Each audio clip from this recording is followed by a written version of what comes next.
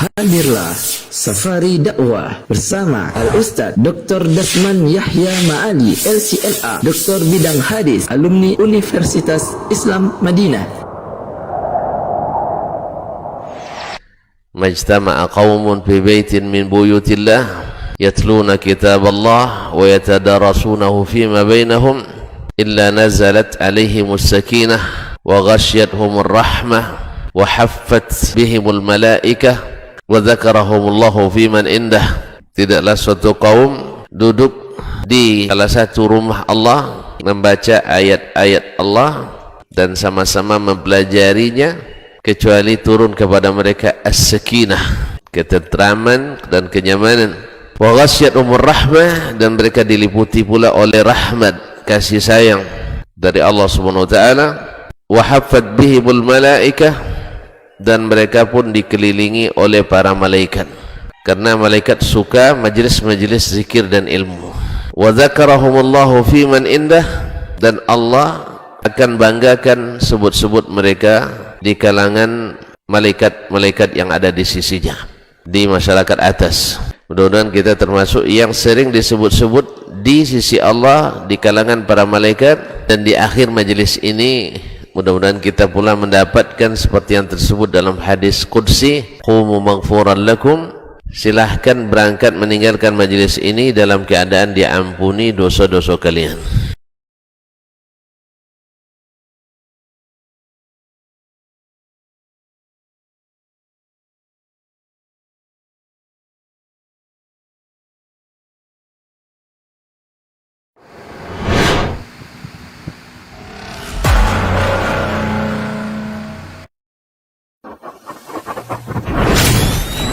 Robbani, merajut ilmu dan peradaban.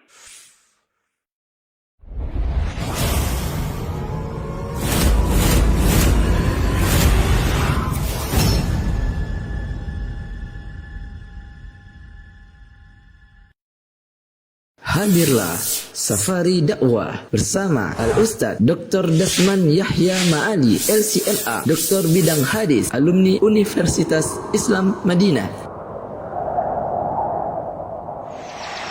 Masjid Umi Alahan Panjang terlanjur sayang pada maghrib sampai dengan selesai Kamis 19 Zulhijjah 1442 Hijriah atau 29 Juli 2021.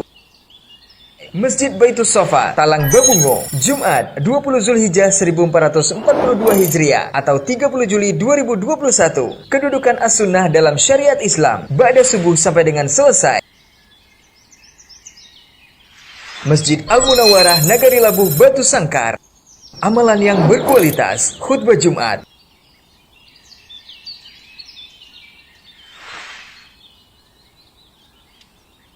Masjid Jami' Batu Sangkar, aku ingin seperti mereka, pada maghrib sampai dengan selesai.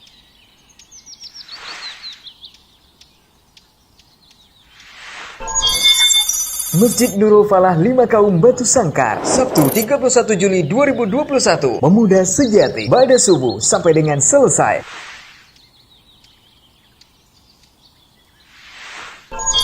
Masjid Sabilillah Payakumbuh, keluarga paling bahagia, jam 9.30 sampai dengan selesai.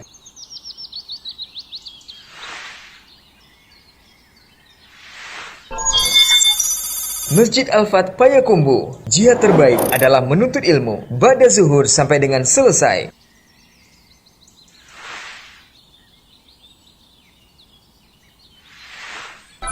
Masjid Al-Munawwarah Sijange Batu Sangkar, kepada pemegang kunci surga, ba'da maghrib sampai dengan selesai.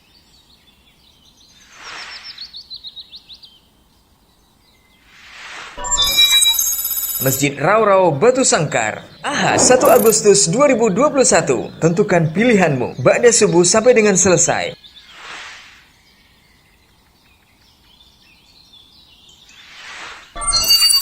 Masjid Tangah Jua Bukit Tinggi, hijrah itu berat tapi indah dan nikmat, jam 9.30 sampai dengan selesai. Untuk kaum muslimin yang hadir, Mari simak sepenuh hati.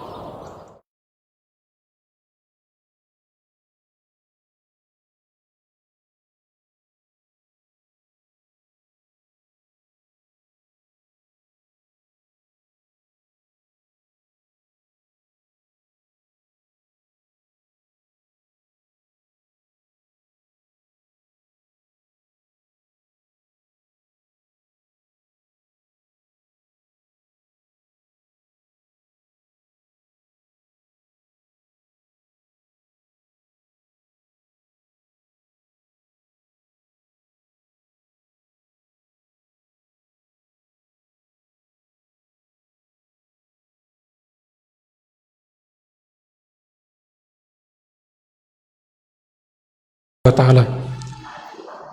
Tidak memperpanjang apa yang kami sampaikan, tapi ingin kami memberikan waktu seluas-luasnya dan selapang-lapangnya kepada Ustaz Al-Mukarram untuk memberikan nasihat tausiah agama yang semoga memberikan manfaat kepada kita semua.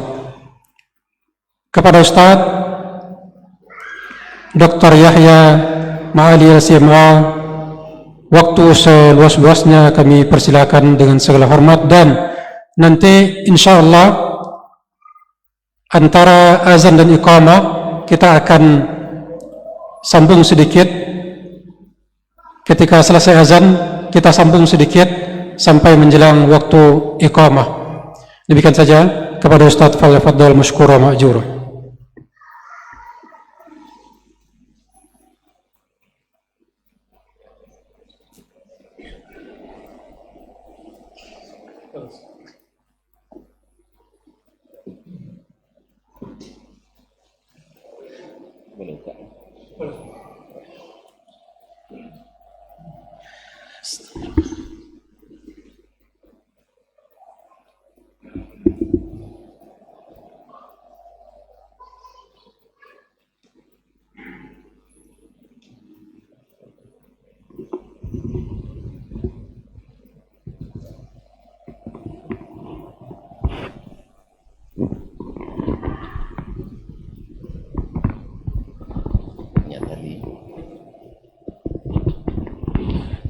Tidak bisa lari.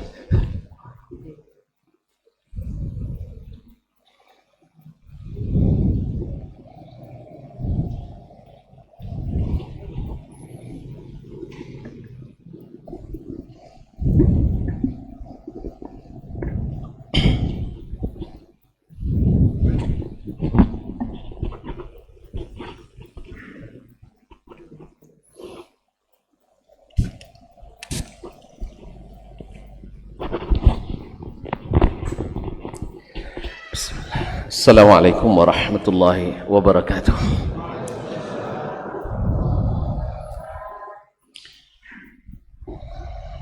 Alhamdulillahil kabiril muta'al al-mustaftahi bihamdihi wa thana'i alaihi kullu amrin zibal. Ahmaduhu subhanahu wa ta'ala wa ashkuruhu wa usabbihu lahu bil ghuduwi wal asal. ثم أصلي وأسلم على نبينا محمد كريم الخصال عظيم الفعال وعلى آله وأصحابه ومن تبعهم بإحسان إلى يوم المآل. ثم أما بعد، معاشر الكرام, bapak-bapak dan ibu-ibu, saudara-saudara dan saudari, serta adik-adik dan anak-anak, para alim ulama, jadi pandai, tokoh adat, tokoh masyarakat, yang besar tak saya sebut gelar, yang kecil tak sebut nama, tapi semua kita adalah ibadullah, hamba-hamba Allah. Pada kesempatan ini kita kembali diizinkan Allah berada di tempat yang mulia ini.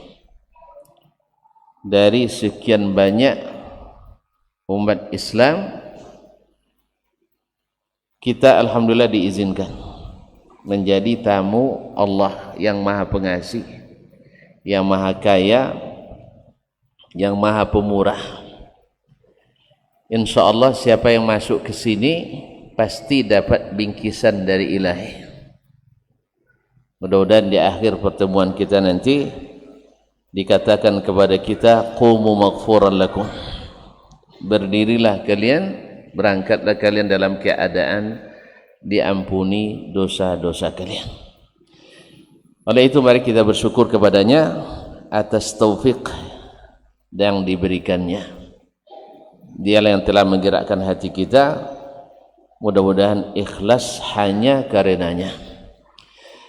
Kaum muslimin dan muslimat, para jemaah Masjid Al-Munawwarah Ini dari Madinah nih.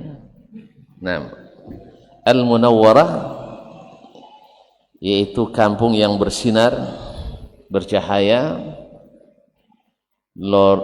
jorong si jange. Berarti banyak kerupuk jange. Masya Allah. Jorong si jange, Kabupaten Kecamatan Sungai Tarap. Ini ada orang Sungai Tarap kepada kita beriman dan berislam. Sehingga yang sedikit dari kita Allah tumbuhkan sebesar bukit. Yang salah pun Allah maafkan bila kita segera minta maaf. Oleh sebab itu jasanya kepada kita tak terkira dan terhingga. Oleh itu mari kita senantiasa berselawat dan salam kepadanya. Semoga dengan demikian kita senantiasa mendapatkan ampunan rahmat dari Allah serta diizinkan mendapatkan syafaat Rasulullah pada hari kiamat nanti. Amin. Kaum muslimin dan muslimat dirahmati Allah, kita sungguh beruntung di saat Allah mudahkan mengucapkan, meyakini dan mengamalkan kalimat la ilaha illallah Muhammadur Rasulullah yang disebut sebagai miftahul jannah, kunci surga. Padahal kita tidak ada hubungan sedikit pun dengan Nabi dari sisi nasab, dari sisi bangsa, suku. Beliau orang Arab, kita orang Sungai Tarap. Ya. Beliau hidungnya mancung, kita kata orang kita bangir lah ya, tidak usah pesek lah, Masya Allah. Beliau kalau makan daging pakai roti, kalau kita makan roti pakai daging, ya tak? Subhanallah. Tetapi Allah mudahkan untuk mengucapkannya, Allah mudahkan mendapatkannya. Padahal orang yang paling dekat dengannya, yang berjasa baik kepadanya dan sangat mengharapkannya, pamannya ada di sana, Abu Lahab, yang sangat bersenang dan bergembira menyambut kelahiran Nabi alaihi salatu wassalam, bergembira menyambut kelahiran Nabi alaihi salatu wassalam, sampai-sampai dia memerdekakan hamba sahayanya Thuwaibah yang kemudian menjadi ibu susuan Nabi alaihi salatu wassalam. Dia merdekakan, dia budak asalnya, tetapi karena dia yang pertama menyampaikan berita kelahiran baginda Rasulullah sallallahu alaihi wasallam, maka dia serta-merta memerdekakan hamba sahaya tersebut saking gembiranya dengan kelahiran anak yang bernama Muhammad sallallahu alaihi wasallam ini. Cuman sayang, beribu sayang, dialah pula yang paling pertama menentang kerasulan Nabi kita alaihi salatu wassalam. Gembira dengan kelahirannya, tapi tidak bergembira dengan kerasulannya. Gembira dengan lahirnya anak saudaranya, karena Abu Lahab dikenal paling mirip dengan ayah Nabi alaihi salatu wassalam, sehingga disebut dengan Lahab. Lahab itu artinya jilatan api, karena mukanya bercahaya, mukanya putih bersih dan sangat mirip dengan ayahanda Nabi alaihi salatu wassalam. Ayah Nabi siapa nama? Saya kira dah lupa pula. Alhamdulillah. Jadi namanya Muhammad bin Abdullah bin Abdul Muttalib. Teruskan. Habis sampai di situ. Baik. Ma'asyiral kiram dirahmati Allah. Dia yang paling mirip. Makanya dia sangat sayang kepada ayah Nabi Abdullah dan sangat sayang pula kepada anaknya Abdullah, yaitu Muhammad, Sayyiduna Muhammad sallallahu alaihi wasallam. Tapi dia tidak beruntung mendapatkan karunia ini. Tak sanggup mengucapkan kalimat asyhadu an la ilaha illallah wa ashhadu anna Muhammadar Rasulullah. Tak sanggup dia lakukan.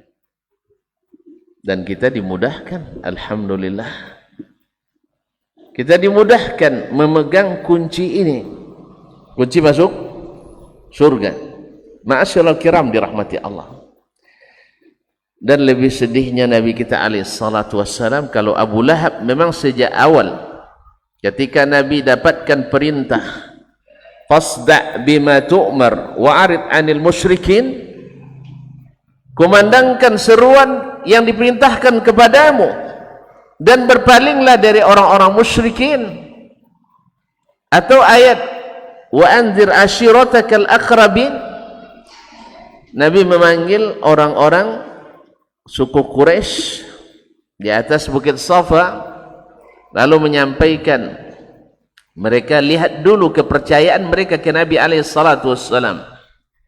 Andainya saya memberitahukan kepada kalian pada hari ini di balik gunung ini ada musuh yang akan siap menyerang kalian tiba-tiba, akuntum musaddiqi, apakah kalian akan membenarkan diriku? Jawaban mereka serempak mengatakan ma ahidna minkal kadhiba qat, kami tak pernah mendapatkan kamu berdusta selama ini. Lalu Nabi mengatakan inni nadhirul lakum baina yaday azabin syadid. Ketahuilah wahai kaumku, aku adalah pemberi peringatan agar kalian tidak diazab dengan azab yang sangat dahsyat. Abu Lahab paham ini orang nak merubah keadaan, merubah kebiasaan. Karena kalimat nazir, memberi peringatan. Kalau peringatan biasanya datang karena kesalahan atau karena kebenaran? Kamu saya peringatkan ya, karena benar atau karena apa? Karena salah. Maka kalimat nazir mereka langsung paham, ini Muhammad pasti menyalah-nyalahkan. Ya memang mereka sudah salah atau belum? Mereka sudah salah karena jahiliyah. Makanya Abu Lahab tampil sebagai juru bicara jahiliyah, mengatakan taballaka ya Muhammad alihadza jama'tana, kamu sungguh celaka hai Muhammad, rupanya untuk ini kamu mengumpulkan kami. La ilaha illallah. Sakitnya tu di sini. Yang menentang adalah orang yang dekat dengan kita. Tidak jarang ahli-ahli ahwa, orang-orang yang sesat, orang-orang yang menyimpang alirannya, menyerang dakwah kebenaran dengan alasan pamannya sendiri tak terima, ayahnya sendiri menolak dakwahnya, saudaranya sendiri tidak ikut dakwahnya. Dan ini cara-cara lama yang pernah dilakukan oleh orang-orang jahiliyah. Ma'asyiral kiram dirahmati Allah. Dan ada pula seseorang yang juga sangat dekat dengan Nabi alaihi salatu wassalam, bahkan punya jasa dalam perkembangan dakwah Islam, dan tidak bisa kita hapus jasa ini. Sebab setiap ada serangan ke Nabi, desakan untuk mendiskreditkan Nabi, dia selalu tampil sebagai pembela Nabi alaihi salatu wassalam. Hati kecilnya percaya, tetapi lisannya tidak mau mengakui, yaitu Abu Talib. Abu Talib, lisan kita terhenti sampai di situ. Berbeda dengan ketika kita menyebut Abu Bakar radhiyallahu anhu, Abu Jahal radhiyallahu anhu, enggak, alaihi la'natullah. Naam, ma'asyiral kiram dirahmati Allah Subhanahu wa taala, Abu Talib yang menyayangi Rasulullah sallallahu alaihi wasallam sejak kecilnya, khususnya setelah datuknya meninggal. Abu Talib mengambil alih urusan mengurus memelihara, mendidik Nabi kita Muhammad sallallahu alaihi wasallam. Abu Talib lah senantiasa mendampingi sampai setelah Islam, Nabi berdakwah kepada Islam, Abu Talib senantiasa berada di sampingnya. Tapi subhanallah, ketika kita hadarah kita sebelumnya, dia terlanjur mencintai tradisi nenek moyang jahiliyahnya, ditambah dengan desakan-desakan orang-orang yang ada di sekelilingnya. Ketika akan meninggal, Nabi kita alaihi salatu wassalam dengan memelas dan penuh harap agar pamannya selamat, ya am, qul la ilaha illallah kalimatan uhajju laka biha indallah. Ya am, wahai paman, ucapkan la ilaha illallah supaya saya bisa berhujjah, memberikan syafaat, membelamu di hadapan Allah tabaraka wa taala. Allah, kalimat ini la ilaha illallah. Abu Talib sebenarnya hatinya terenyuh dengan dakwahnya Nabi alaihi salatu, khususnya menjelang wafatnya ini. Cuman di dekat kepalanya ada dua syaitan besar, syaitan jahiliyah. Salah satunya adalah Abu Talib, ya? Bukan, Abu Jahal. Abu Jahal, atarghabu an millati Abdul Muttalib? Coba lihat kaum muslimin, memangnya kamu nak menyesat-nyesatkan nenek moyangmu, datukmu, bapakmu Abdul Muttalib? Apakah kamu sudah mulai membenci dan berpaling dari agama Abdul Muttalib? Terbayang olehnya bagaimana jasa Abdul Muttalib menjaga Ka'bah, menjaga tanah suci, memberikan pelayanan kepada para jemaah haji dan seterusnya. Jasa yang begitu besar, masa tidak dihormati oleh anaknya? Akhirnya dia memilih menghormati jasa orang tuanya, agama nenek moyangnya, dan tidak menerima kalimat la ilaha illallah. Oleh itu kaum muslimin dan muslimat, kita alhamdulillah sudah diberikan kalimat ini, sudah mendapatkannya,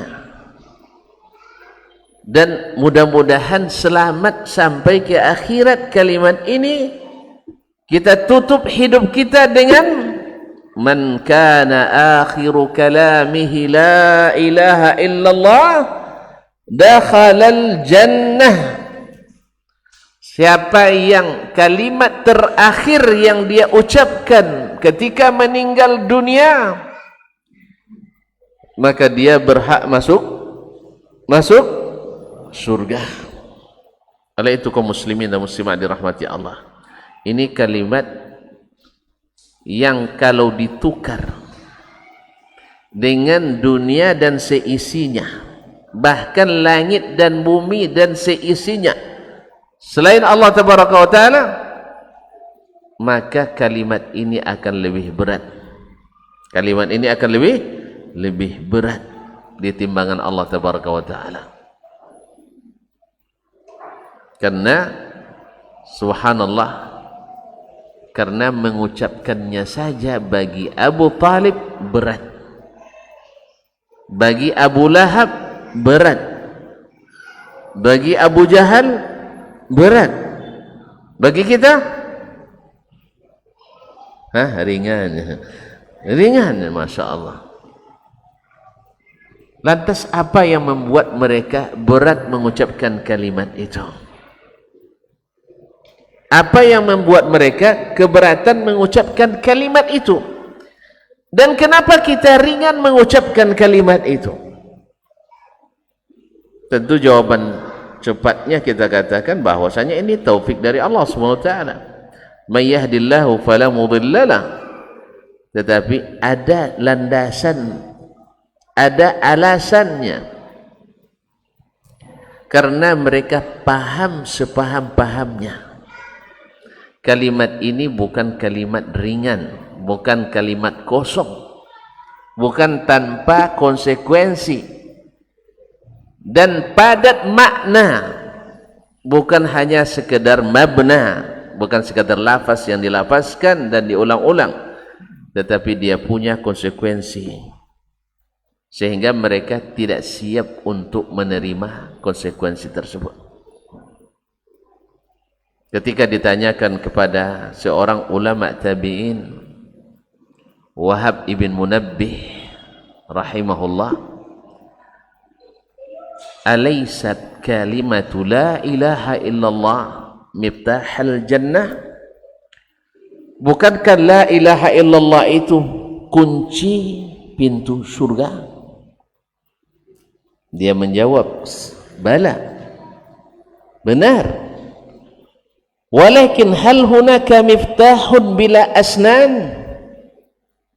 Apakah ada anak kunci yang tidak ada gigi-giginya? Ada kunci yang besi lurus saja? Pasti ada giginya. Nah, inilah kalau antum idza ji'ta bimiftahin laysa lahu asnan la yuftah lak. Bila kau datang bawa kunci lurus saja, tak ada gigi-giginya, tak dibuka pintunya.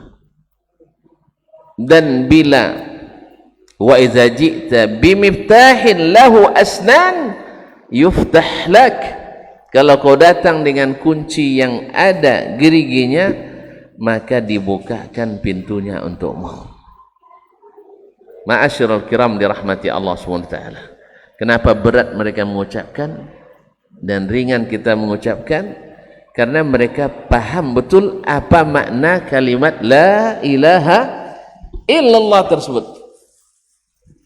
Kalau masalah mereka meyakini adanya Allah, bahwa mereka sepakat atau mereka berkeyakinan hanya Allah yang menghidupkan, hanya Allah yang mematikan, barangkali orang-orang Quraisy lebih hebat dari kita dalam bab ini. Dalam bab ini mereka mungkin lebih hebat dari kita. Allah banyak menceritakan dalam ayat, apabila mereka berada di dalam lautan dan datang ombak dan gelombang yang akan menenggelamkan, lalu saat itu mereka berdoa kepada siapa?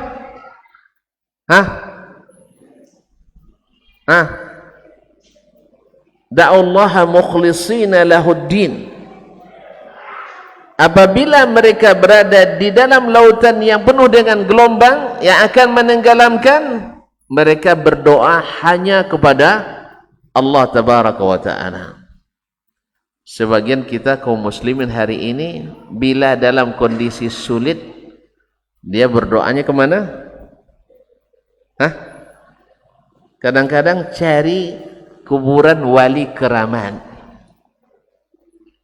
wali keramat. Atau ada yang mengatakan nanti kalau dalam keadaan sulit ingat ustaz, ingat buya, ingat guru, ingat suhu, bukan ingat Allah tabaraka wa ta'ala. Padahal orang jahiliyah lebih hebat dari bab ini dari sebagian kita. Ketika beberapa sahabat radhiyallahu ta'ala anhum setelah masuk Islam, mereka bercerita kelucuan dan kerancuan akidah mereka pada hari masa jahiliyah dulu. Dia bilang, dulu kita Saking lucunya menyembah batu, kalau tak ada berhala dicari batu. Bila ditemukan batu yang lebih bagus daripada itu, dibuang yang pertama. Tuhan dibuang-buangnya. Iya. Yang lain bilang dulu ketika mau musafir dan harus bawa berhala, berat kalau dari batu dan kayu. Akhirnya dibuat dari bahan tepung. Ketika dalam perjalanan habis bekalnya, teringat Tuhan yang dari tepung ini. Pertama dicoba, diambil hidungnya dulu. Tidak melawan dia. Akhirnya habis Tuhannya dimakan. Lucu dan rancu. Ada lagi yang mengatakan, dulu di masa jahiliyah kamu menyembah berapa orang Tuhan? Dia bilang, saya menyembah 6. 5 di bumi, 1 di langit. Ini orang berdebat pula hari ini sampai tidak sedar selesainya. 5 di bumi, 1 di langit. Dan apabila kamu dalam keadaan sulit, kemana kamu berdoa? Dia bilang, saya berdoa hanya kepada yang di langit. Ini tidak ada gunanya lagi. Kalau kita Masya Allah dalam keadaan sulit, lupa pada yang di atas, lupa pada yang di langit, dan cari yang di bumi. Lebih parah ya Syekh. Oleh itu kaum muslimin dan muslimat dirahmati Allah SWT, maka kunci la ilaha illallah ini adalah kunci mahal. Dan oleh sebab itu kalau tuan-tuan punya sesuatu yang mahal, antum punya ATM, iya, banyak isinya?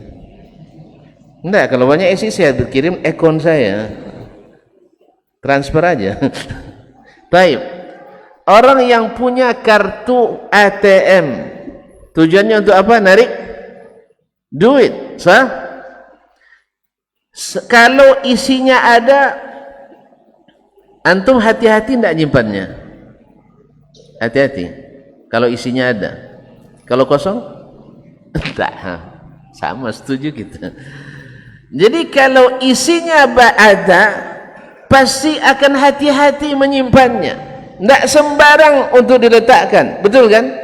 Sudah mulai tidur, bismillahirrahmanirrahim, amutu ayat astagfirullah, ATM tadi disimpan di mana? Hilang ngantuknya lagi. Cari sampai ketemu, habis itu baru disimpan di tempat yang aman. Betul kan? Serius nih? Iya, berarti duitnya banyak tuh. Nah, tapi kalau sempat ATM-nya kosong, duitnya tak ada. Ingat ATM tadi letak dekat tempat sepatu. Tak apa-apa lah, ambil lah. Tak ada juga. Iya kan? Ma'asyiral kiram dirahmati Allah. Demikian juga kalimat ini.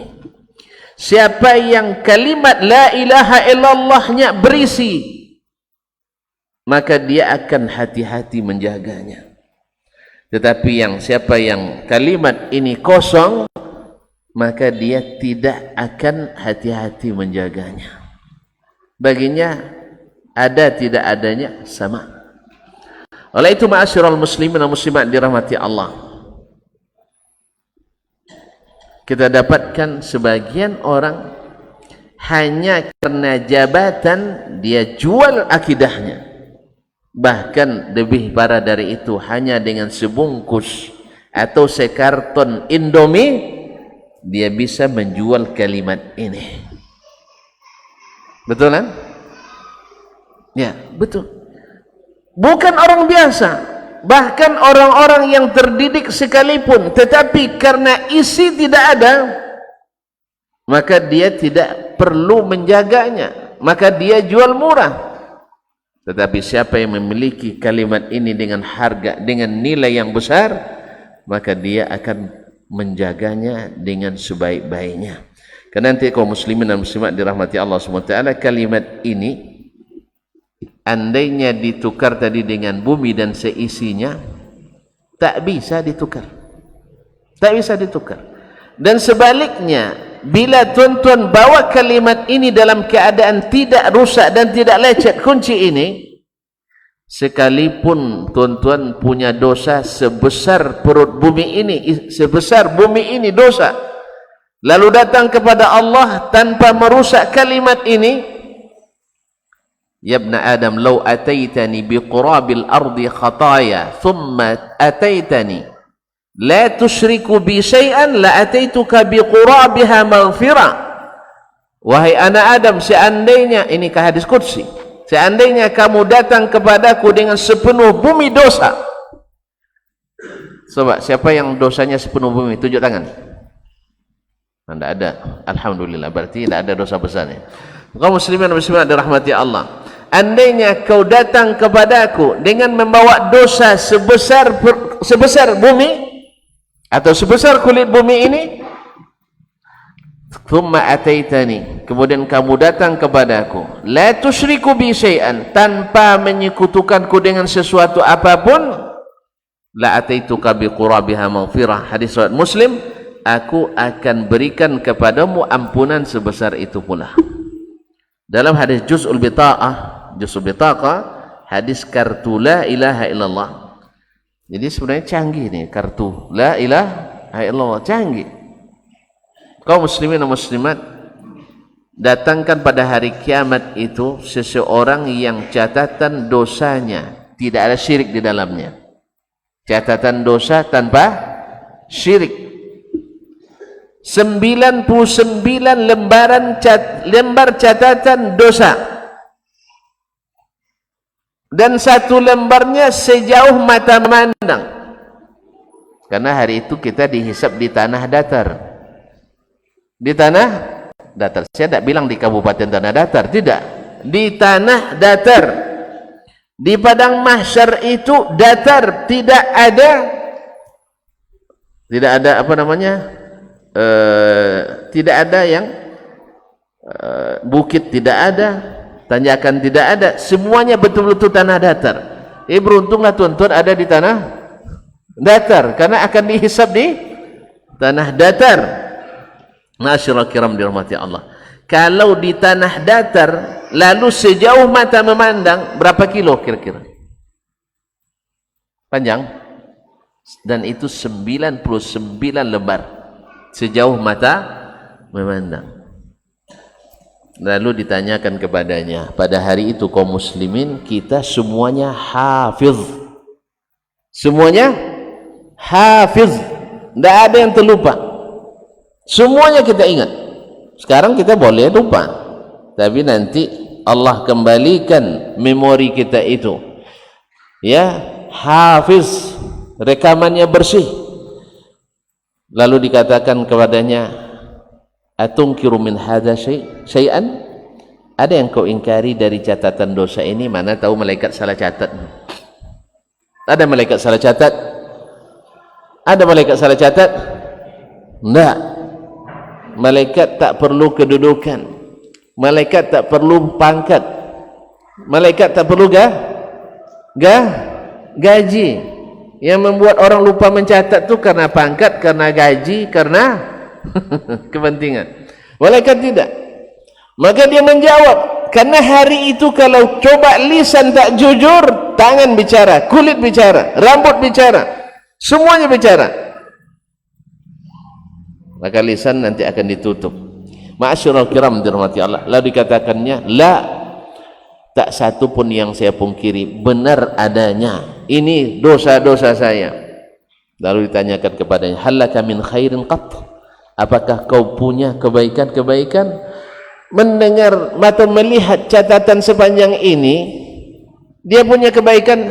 Saya tidak ada kebaikan. La, saya tidak punya kebaikan sedikit pun. Allah, ya tak? Kalau tuan-tuan misalnya punya utang sebanyak-banyak orang di kampung ini berutang semuanya, lalu tidak bisa diingkari lagi, punya duit hanya sekitar 2 juta di akun, berani bilang, oh duit saya banyak? Tidak bisa. Akhirnya, tidak, saya tidak punya kebaikan sedikit pun. Lalu Allah katakan kepadanya, bala indaka inna laka indana la khabi'ah, kamu punya simpanan di sisi kami. Wa innaka la tuzlam, kamu tidak akan dizalimi. Ma'asyiral kiram dirahmati Allah Subhanahu wa taala, fa ukhrijat lahu bitaqah biha la ilaha illallah. Lalu dikeluarkan baginya kartu bertuliskan la ilaha illallah. Lalu dia mengatakan, apa gunanya kartu ini dibanding catatan dosa yang sebanyak ini? Lalu Allah SWT perintahkan letakkan kartu ini di sebelah timbangan dan catatan tadi di sebelah timbangan. Fatashat bihinna la ilaha illallah. Kalimat ini lebih berat dari seluruh catatan dosa tersebut. Fa'udkhilal jannah, dan dimasukkan ke surga. Hadis ini kaum muslimin dan muslimat menandakan besarnya makna kalimat la ilaha illallah. Berat, cuman tidak sembarang kalimat, tidak sembarang kalimat. Ternyata kalimat la ilaha illallah ini kalau dengan maksiat mungkin tidak rusak, tidak lecet dia, jelas. Tetapi kalau dengan dosa syirik mungkin dia akan rusak. Buktinya tadi catatan dosanya tanpa syirik, tetapi dia mengucapkannya dengan sepenuh syaratnya, syarat aplikasinya lengkap, sehingga aplikasinya diterima dan ketika dimasukkan ke sistem langsung berfungsi. Beda dengan orang yang syaratnya tidak lengkap, walaupun dipaksakan terbit kartunya, ketika aplikasi tidak sesuai dengan sistem, maka tidak mengeluarkan apa-apa. Jelas? Jadi kan Allah katakan tadi, lau ataitani biqurabil ardi khataya, andainya kau datang kepadaku dengan sebesar bumi dosa, kemudian kembali kepadaku tanpa syirik, aku berikan ampunan sebesar itu pula. Dan ketahuilah kaum muslimin dan muslimat dirahmati Allah SWT, syirik itu selalu datang dengan merubah-rubah cara beragama, dan khususnya dalam masalah doa. Disebutkan oleh Imam Ibn Abbas radhiyallahu ta'ala anhu bahwa syirik pertama masuk ke dalam umat sebelum Nabi Nuh diutus Allah tabaraka wa ta'ala, kana an-nasu 'ala tauhid. Dulunya manusia sejak Nabi Adam bertauhid pada Allah. Wa inna syayatin ijtalathum, tapi syaitan menggoda mereka, akhirnya mereka secara berangsur tapi pasti melakukan kesyirikan melalui doa-doa yang salah alokasikan. Oleh sebab itu sampai hari ini kebanyakan masalah juga lahir dari cara berdoa dan tempat berdoa dan sigat-sigat redaksi doa yang diberikan kadang-kadang bercampur antara doa kepada Allah dengan doa kepada selain Allah tabarak. Sederhana. Makanya orang yang tidak mengerti tauhid dan syirik sering memasalahkan, kok doa saja diatur? Ya memang ibadah itu sudah diatur. Siapa yang ngatur? Allah tabaraka wa ta'ala. Oleh itu kaum muslimin dan muslimat dirahmati Allah, karena pintu masuknya syirik awal kali dan sampai akhir masa nanti selalu datang dari pintu doa. Kenapa? Karena syirik itu selalu berkaitan dengan ibadah, selalu berkaitan dengan ibadah. Umat bisa saja tidak mungkin mengakui ada pencipta selain Allah. Rata-rata umat Islam seperti itu. Tetapi tidak jarang umat Islam dalam beribadah menyekutukan Allah tabaraka wa ta'ala. Oleh itu kaum muslimin dan muslimat, disinilah letaknya kenapa ahlus sunnah wal jamaah, orang-orang yang benar-benar mengikuti sunnah dan senantiasa berjaga jamaah, yaitu selalu di atas yang hak, karena yang menyatukan umat itu adalah al-haq, yang menyatukan umat itu adalah kebenaran, kejujuran. yaitu sunnah Rasulullah sallallahu alaihi wasallam. Makanya ahlus sunnah selalu lebih banyak mengingatkan umat tentang bahaya syirik dan keutamaan tauhid, tentang syarat la ilaha illallah dan yang membatalkannya. Kenapa?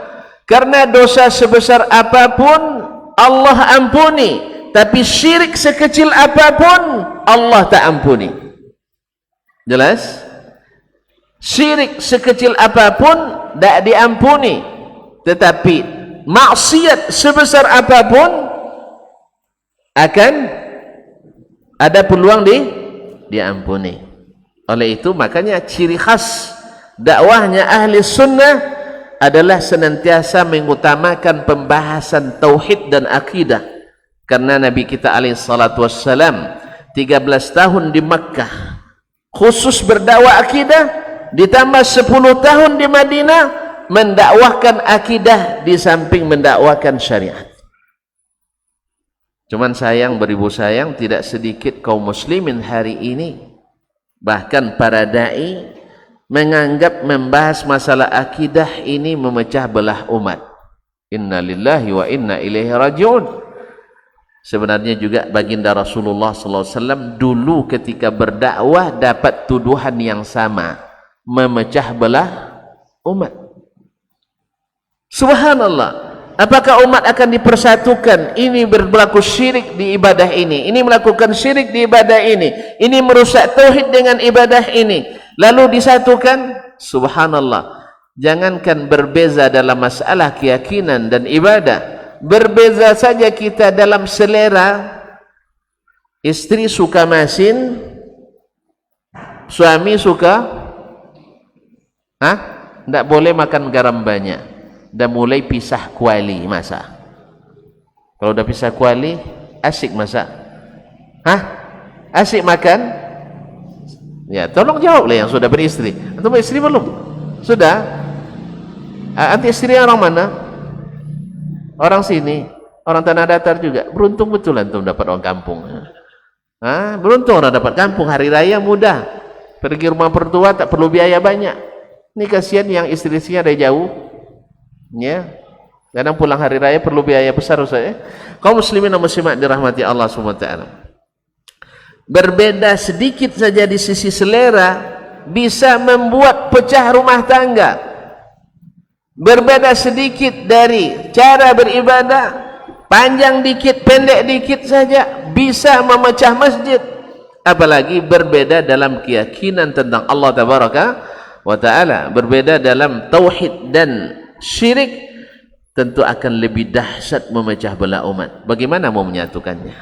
Makanya Nabi kita alaihi salatu wassalam dan nabi-nabi sebelumnya khas atau mengkhususkan dakwah untuk meluruskan keyakinan, mengaplikasikan tauhid, melengkapi aplikasi kalimat la ilaha illallah supaya masuk dalam sistem dan bisa difungsikan mulai sejak kita hidup hari ini sampai di akhirat nanti. Karena apa? Kalimat ini kalimat yang luar biasa. Kalimat ini luar biasa. Hanya yang bisa dirusak oleh syirik. Kalau maksiat, insya Allah menguranginya, mengurangi saldonya, tapi tidak merusak kartunya. Saldonya mungkin berkurang, tapi kartunya tidak rusak.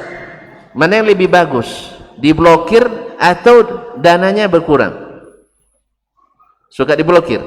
Blokir tidak bisa dimana. Makanya jangan sampai kartu la ilaha illallah kena blokir. Maka jaga dengan baik-baik. Maka para ulama seperti kata Wahab bin Munabbih tadi mengatakan kunci itu mesti ada geriginya.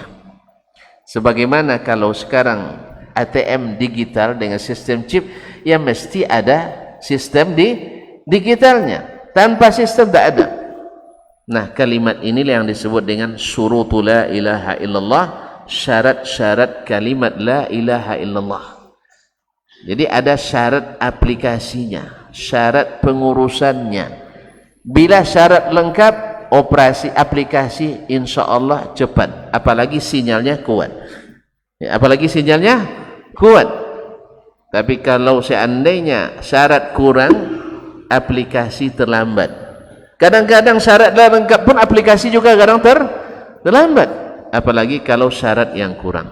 Ma'asyiral muslimin dan muslimat dirahmati Allah, ini dah mulai bisik-bisik tanda waktu sudah habis. Ya Allah ya Rabbi. Teganya tuan-tuan bisik-bisik. Hah? Azan dulu, habis itu sambung lagi sampai qomat. Qomat yang atur siapa sekarang nih? Jemaah, imam atau saya? Tolong kasih haknya. Imam. Waduh, tidak dapat hak saya rupanya. Yalah tak apa-apa, saya nurut saja. Ya, kita nurut saja.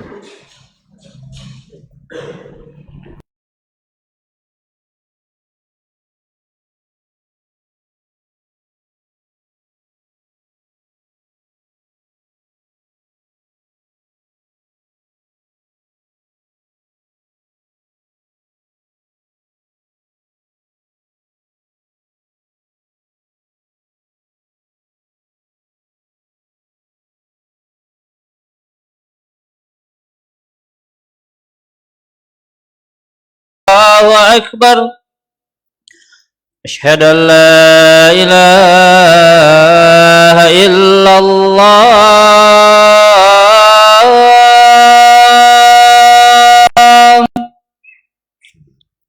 أشهد أن لا إله إلا الله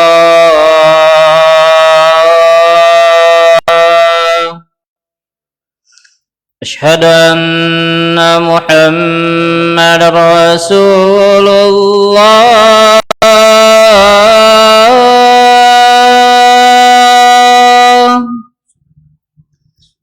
أشهد أن محمد رسول الله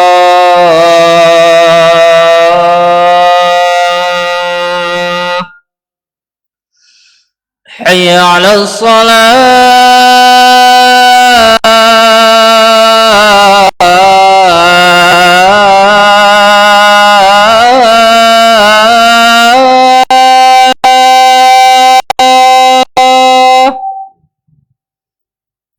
حي على الصلاة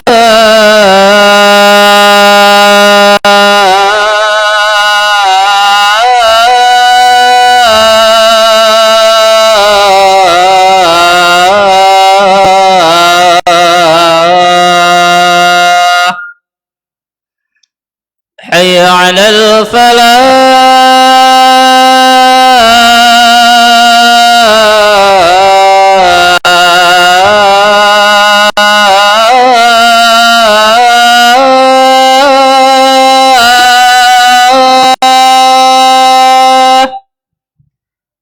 حي على الفلاح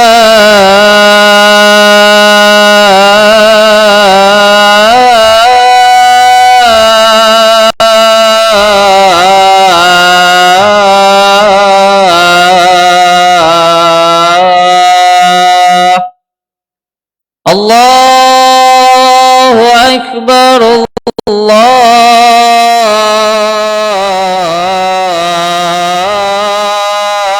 الله أكبر لا إله إلا الله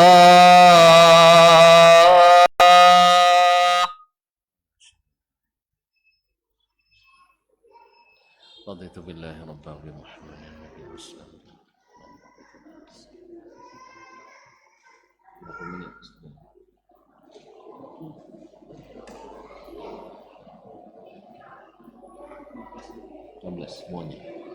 Semuanya.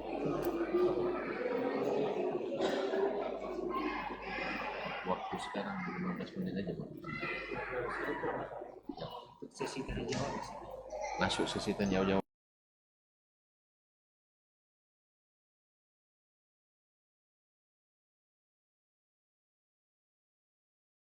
Yang hadir di Masjid Al-Munawwarah Sijange ataupun yang menyaksikan dimanapun berada. Jadi bila syarat lengkap, aplikasi cepat.